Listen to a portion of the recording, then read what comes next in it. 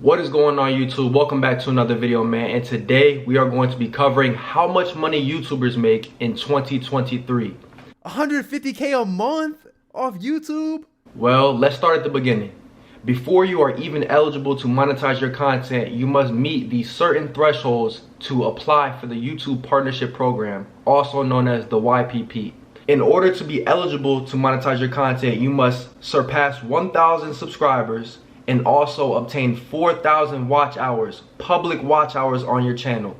I believe that shorts are excluded. So this must be 4,000 watch hours of public, long formatted videos on your channel along with 1,000 subscribers.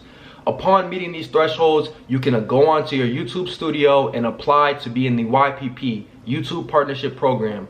After you submit your application, it may take 7 to 10 days. You will receive a letter in the mail where you have to provide your social security number so that they know that you're in the country that you claim to be, and they can get your tax information so all of your earnings will be submitted to the IRS. You can't evade your taxes, man. Alright, so now that you guys know how to apply to make money on YouTube, let's break it down to how much you are actually making. So, every channel on YouTube does not make the same amount of money. I hate to break it to you, but there might be a channel with 1,000 subscribers making more money than a channel with 10,000 subscribers. So don't ever think that subscriber count equals more money. In most cases, it will, but it all depends on your CPM. Your CPM and your RPM. Your RPM stands for revenue per mile. I'm going to read you guys the exact definition for it. Revenue per mile is a metric that represents how much money you've earned per 1,000 views on your channel.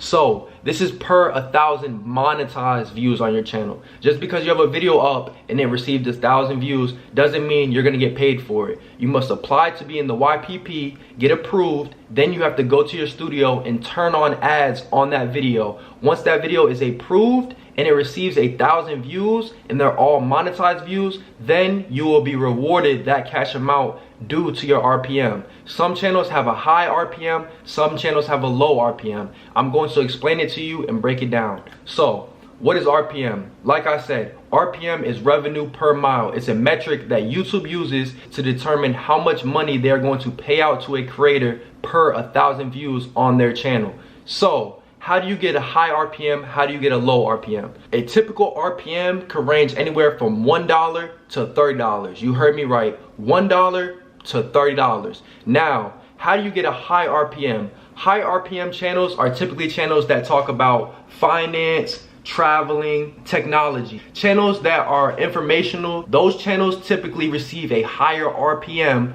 higher monetization, so that means they get paid more per 1,000 views versus channels such as entertainment channels, pranks and vlogs, and firearm content. Now, a lot of you guys may know me from my other channel, Esai Givens, where I post firearms, and all of my content was based upon firearms. But before I started leaning heavy on the firearms, I was posting other videos, and I looked at my analytics since 2017 to now 2023. My CPM was once very high, and now it has dropped very low due to the fact that I mostly post firearms, which is a low RPM niche. So I have 700,000 subscribers on my firearm channel, but I could be making more on another channel that posts content that's about finance or technology or traveling, because the RPMs could be different. Now, that's not to say that I can't make a good amount of money on that channel, because I will actually pull up the RPM from my analytics right here for you guys. So here it is, guys. This is a real YouTube screenshot from my analytics from 2017. You can see it from June 2017 to May 3rd. Back in 2017, my CPM was around $29. Now you can see in October of 2021, it dropped to about $10.71, which is lower than half. So just by posting firearm content, my RPM has dropped. Also, you can see a long gap in between. From 2017 to 2020, I was not posting on YouTube, so my CPM and my RPM dropped all the way to 0 because I simply wasn't posting any content. But since then, as you can tell, from October to present, it has jumped back up. I believe I am near $20 now on my main channel, which is very good. Other factors that may influence your CPM and RPM is your consistency on YouTube. When I tend not to post for a few days on YouTube, you can see your CPM dropping. But when you're consistently posting and maintaining a certain amount of views on your channel, your CPM and your RPM will rise because YouTube sees that you're pulling a consistent amount of views on YouTube and advertisers are gonna pay that same amount. So, you know, there's a difference between how much advertisers are willing to pay to YouTube versus how much YouTube is willing to pay to you, and that's all determining on your ad suitability. Now, let's get into that. Ad suitability. Like I said, there's different RPMs and CPMs in YouTube depending on what type of content you post, but advertisers are also picky where they run their ads on YouTube. So another reason why you might have a high RPM on travel videos, wealth, and finance technology videos is because all advertisers are suitable for this type of content. You can click on a video unboxing the new iPhone 15 and see ads from Wendy's, ads from Apple, ads from bank companies, anybody, because everyone needs an iPhone. But on a video where I post me unboxing a new Glock or any firearms, the ads on that channel are going to be more select, such as firearm insurance, lawyers, or gun companies. So the other companies like Wendy's or Bank of America or Apple, ads that don't want to be associated with firearms will not run ads on my firearm videos, causing my RPM to drop. So like I said, another channel might be posting a video about technology and get 10,000 views and be paid $20,000 for that, or whatever the case may be. That's just a crazy variable number. That's not an exact number. But I could post a video with 10,000 views and only get $10,000. So it's really about how high your RPM is and if your videos are even suitable for advertisers. Alright, so now that you guys know what RPM is and know that it fluctuates between different content creators, let's get into how the content creators are paid. So YouTube actually collects money every single day, and I can show you that, guys, right here with a screenshot from my YouTube channel. So this was my revenue from June 2022. You can see in one day, June 8th, I made $403.68. So we also have a very kind man under the name of Jidion who recently was live on YouTube and leaked his YouTube analytics. Let's take a further look. So Jidion was live streaming and he happened to have a screen capture of his YouTube sub count on the screen. Upon clicking off of the YouTube sub count, it loaded up to his main page on YouTube Studio where it showed how much money he was making off of his account. Okay, so here we have it. As you can tell, the top number is the amount of views that Jidion has reached in the past 28 days.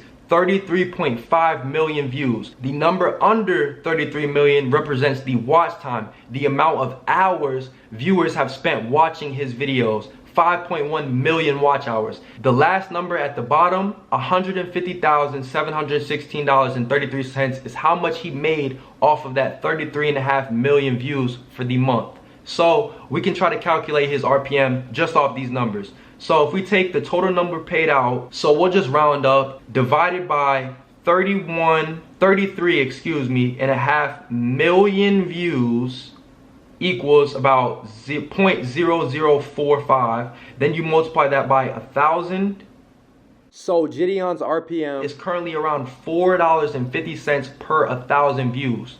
Now he posts a lot of prank videos, controversial stuff. So to be getting paid $150,000 off of 33 million views, he would have to be making about 4.5 or $4.50 per 1,000 views on his channel. So we can even do the math back on that. So let's do 33.5 million views. Then you divide that by 1,000, because that's how many times he's getting paid this amount.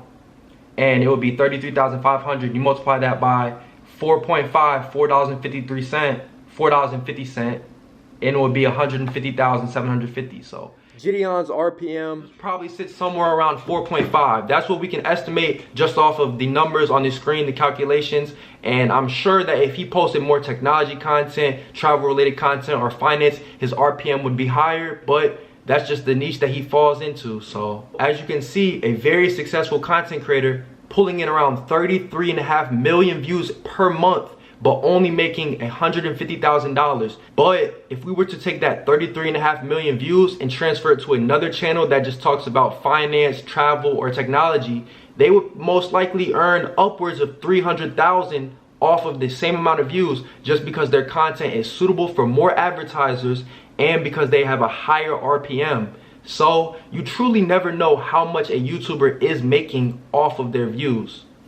Also, in 2023, YouTube launched a YouTube Shorts partnership. So there's also people making money off YouTube Shorts. So when you see a channel's views, it could be 33 million.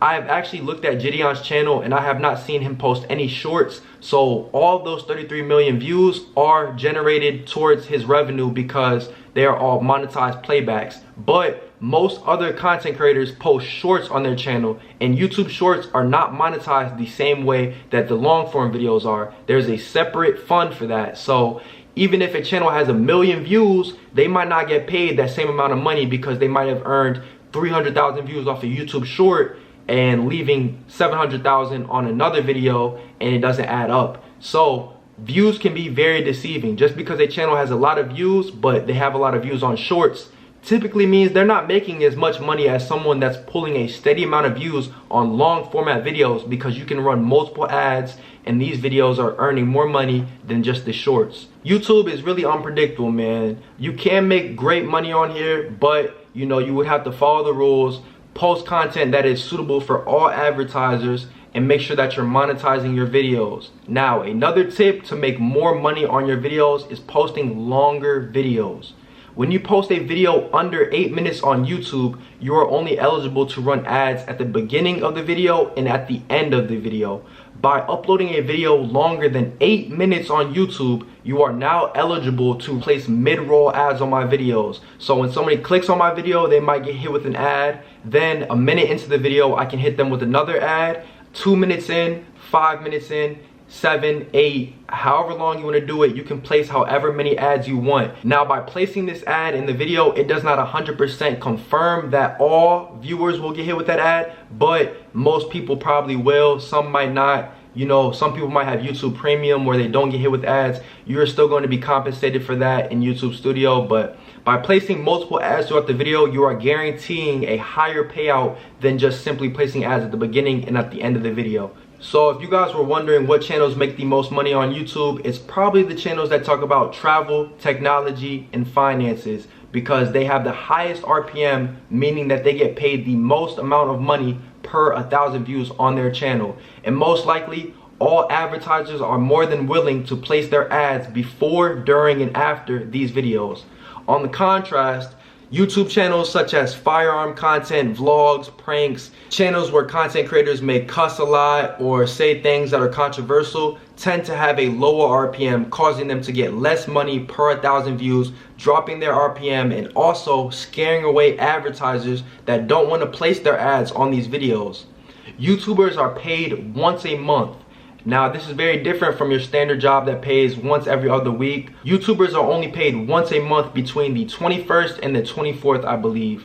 So if you meet a certain threshold of $100 earned on your YouTube channel, you will have to link a bank account in your YouTube studio through Google AdSense.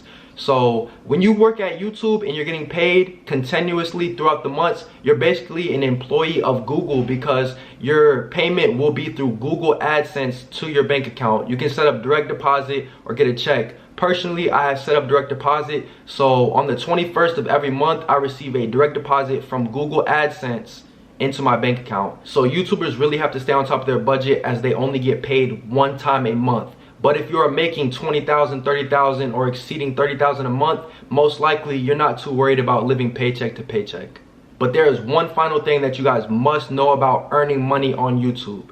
You are responsible for paying your own taxes. When you receive that paycheck at the end of every month from Google AdSense, from YouTube, you are receiving all of the money that you earn from advertisers. YouTube is not taking out a split for any taxes, any social security, or anything like that. So you must take it upon yourself to set aside some of that money or pay it back to the IRS quarterly, because at the end of the year, you will receive a 1099 MISC form from Google AdSense, and they will report how much money they paid to you, and the IRS will also receive a copy they will know how much money you receive from YouTube, and you will have to pay a certain amount. Now, since that you are creating content for YouTube, there is a thing called itemized deductions where you can write off business expenses such as a camera, Wi-Fi, a car that you use for work, or anything that you bought that's related to equipment for your YouTube channel. So, you know, use that accordingly. I can make another video for you guys about itemized deductions